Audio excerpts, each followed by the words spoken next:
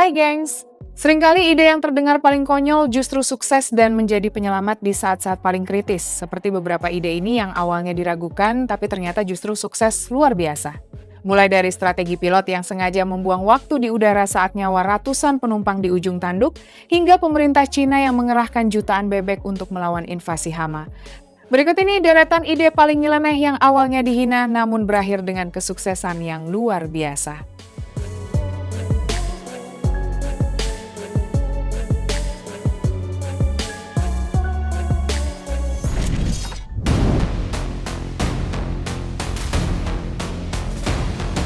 Di urutan pertama, kita mulai dengan kejadian yang sempat mencekam seluruh Amerika pada tahun 2005 saat sebuah pesawat JetBlue dengan nomor penerbangan 292 lepas landas dari California menuju New York.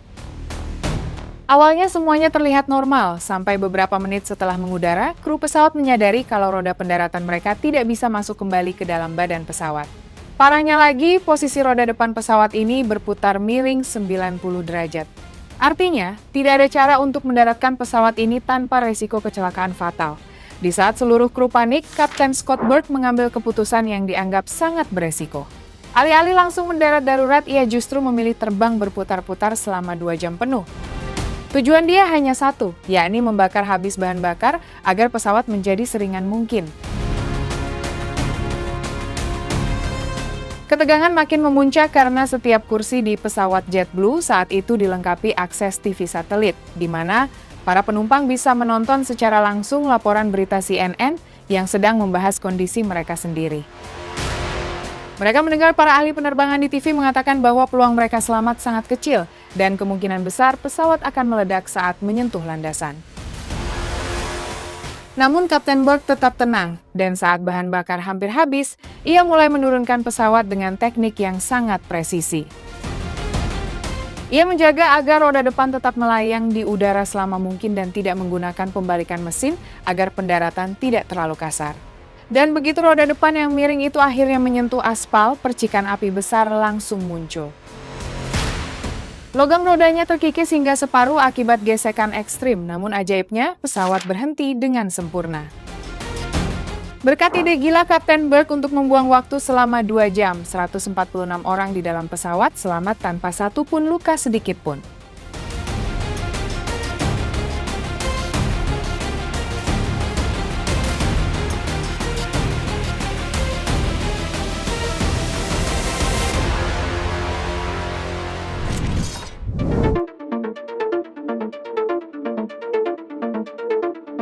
Ide paling nyeleneh tapi sukses berikutnya ada Cina nih gengs, di mana pada 2020 mereka menghadapi ancaman besar ketika kawanan 400 miliar belalang bergerak menuju perbatasan mereka.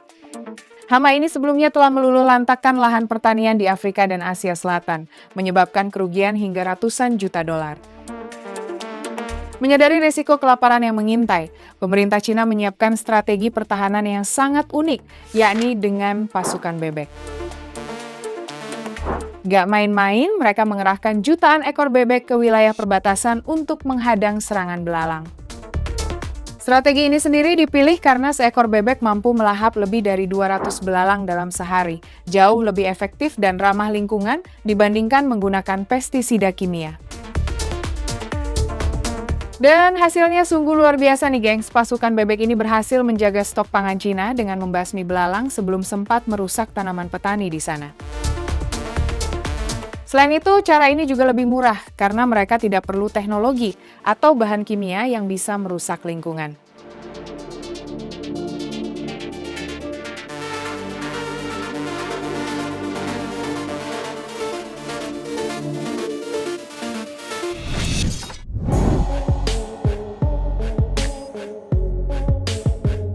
Ide nyeleneh tapi sukses berikutnya ada flame weeding nih gengs. Kalau biasanya petani menggunakan pestisida dan bahan kimia untuk mengatasi gulma alias rumput liar, metode yang satu ini malah lebih ekstrim namun ramah lingkungan, yakni menggunakan api. Jadi nih gengs, alih-alih menggunakan pestisida kimia yang bisa merusak kualitas tanah dan hasil panen, para petani mulai memodifikasi traktornya menjadi mesin penyembur api raksasa yang dikenal sebagai flame weeding. Traktor ini nantinya akan berjalan di antara barisan tanaman sambil menyemburkan api tepat ke arah rumput liar, di mana suhu panas yang dihasilkan tidak hanya menghanguskan rumput yang terlihat, tetapi juga mematikan benih gulma yang ada di permukaan tanah sebelum mereka sempat tumbuh. Metode ini bahkan lebih cepat dan efisien dibandingkan mencabut rumput secara manual atau menyemprot zat kimia berulang kali.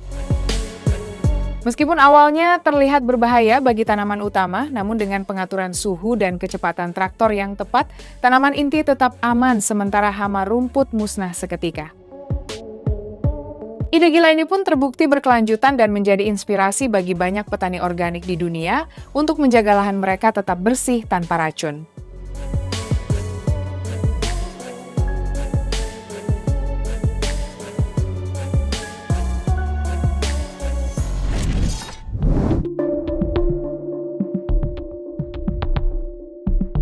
Di urutan berikutnya, pemerintah California pernah melakukan aksi yang terlihat seperti pencemaran lingkungan, namun sebenarnya adalah solusi sains yang brilian.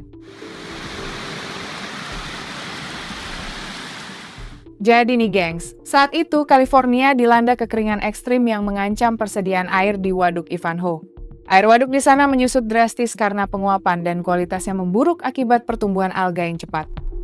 Mereka pun kemudian mengambil solusi yang sangat tidak biasa, yakni menumpahkan 96 juta bola plastik hitam ke dalam waduk hingga menutupi seluruh permukaan air. Sekilas waduk tersebut tampak seperti kolam mandi bola raksasa yang kotor, namun bola-bola ini memiliki fungsi yang sangat penting, di mana warna hitam pada bola tersebut dirancang untuk menyerap dan memblokir sinar matahari secara total. Dan hasilnya, suhu air tetap dingin sehingga proses penguapan berkurang drastis hingga 1,1 miliar liter per tahun. Selain itu, karena tidak ada sinar matahari yang masuk ke dalam air, alga dan bakteri tidak bisa berkembang biak, sehingga air tetap bersih tanpa perlu banyak campuran kimia.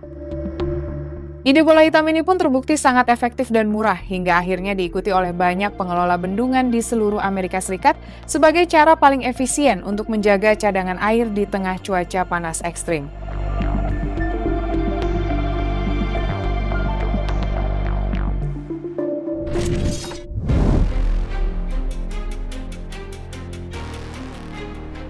Berikutnya ada ide gila namun sukses dari Laboratorium Riset Angkatan Udara Amerika Serikat pada tahun 2010 nih gengs. Saat itu mereka sangat membutuhkan superkomputer canggih, namun terbentur anggaran pemerintah yang sangat terbatas. Alih-alih menyerah, para peneliti di sana muncul dengan ide nyeleneh, yakni membangun superkomputer sendiri menggunakan konsol video game alias PS.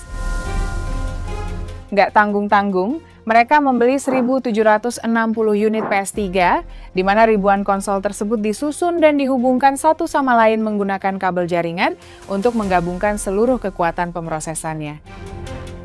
Dan hasilnya sangat mengejutkan, di mana superkomputer PS3 ini memiliki kemampuan yang setara, bahkan melampaui superkomputer konvensional pada masanya.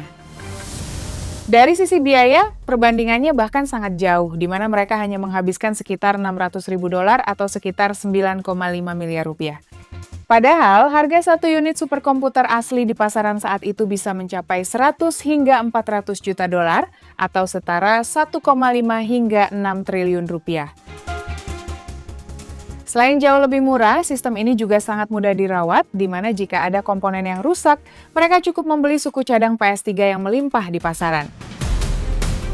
Ide yang awalnya dianggap sekedar untuk main game ini justru menjadi salah satu infrastruktur riset militer paling efisien yang pernah ada.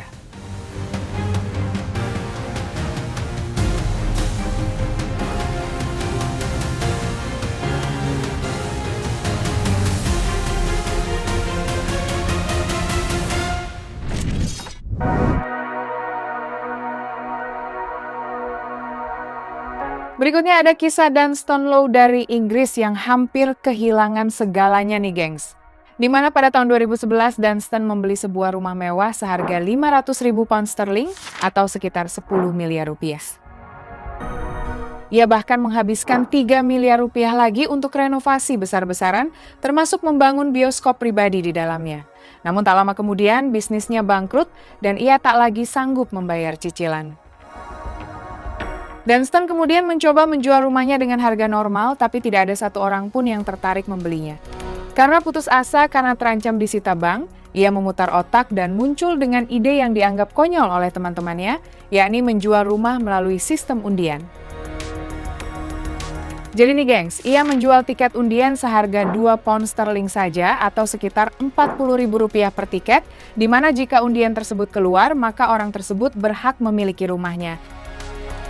Awalnya banyak orang menyebutnya gila karena ia butuh menjual 300.000 tiket hanya untuk balik modal.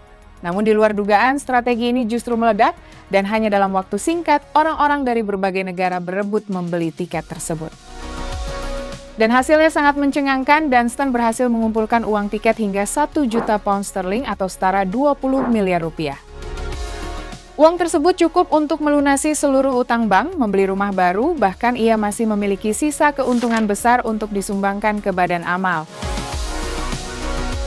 Sementara itu, seorang wanita berhasil mendapatkan rumah mewah milik Dunstan tersebut hanya dengan modal Rp40.000.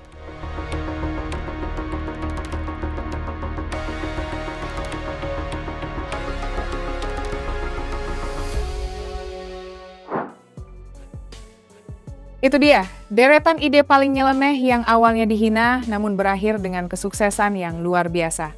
Semoga informasi ini bermanfaat dan sampai jumpa di video menarik kita selanjutnya.